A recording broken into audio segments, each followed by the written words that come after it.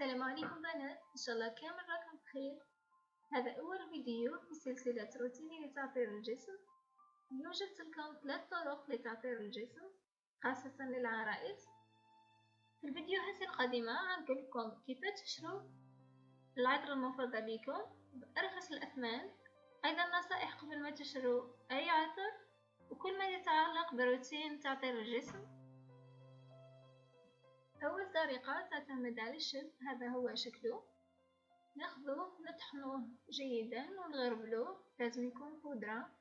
الشب معروف عليه انه مطهر للجروح ومعقم ويقضي على الجراثيم، ايضا يشد المسام ويضيقها، بالتالي راح ينقص لنا من التعرق والروائح الكريهة. نضيفوله المسك المطحونة او العطر. انا فضلت اني نضيفله العطر، قطرات منه تكفي، ثم نخلطه جيدا. نستعملوه على الإبطين بعد إزالة الشعر، لأنه الشعر يزيد يقوي الرائحة الكريهة ويكثر الجراثيم في المنطقة هذه.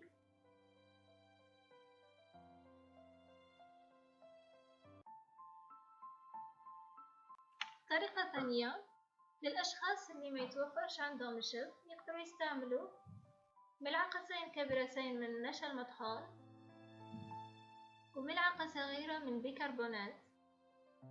أيضا نشا يمتصلنا كل التعرق، والبيكربونات تعمل على القضاء على الجراثيم. نضيفوا لها أيضا أي معطر، سواء المسك المطحونة أو العطر ولا المسك، ونخلطوهم جيدا ونحفظوهم في علبة. وبعد الاستحمام نستعملوا كمية قليلة منه، راح تقضينا على الروائح نهائيا. الطريقة هذه نقدر نستعملوها على الإبطين وبين الفخذين، وأيضا على القدمين للناس اللي يعانوا من روائح كريهة في الرجلين. والطريقة الثالثة، بعد الحمام ناخذ كمية من الكريم المرطب ونضيف له قطرات من العطر. تقدري تضيفي له المسك أو أي معطر تحبذينه، ثم نمزجهم جيدا ونضعهم على كامل الجسم. بهذه الطريقة تخلي الرائحة تدوم 4 أيام بدون ما تعاودي تحتاجي إلى تعطير مرة أخرى، لأن الكريم المرطب يساعد على تثبيت العطر على الجلد.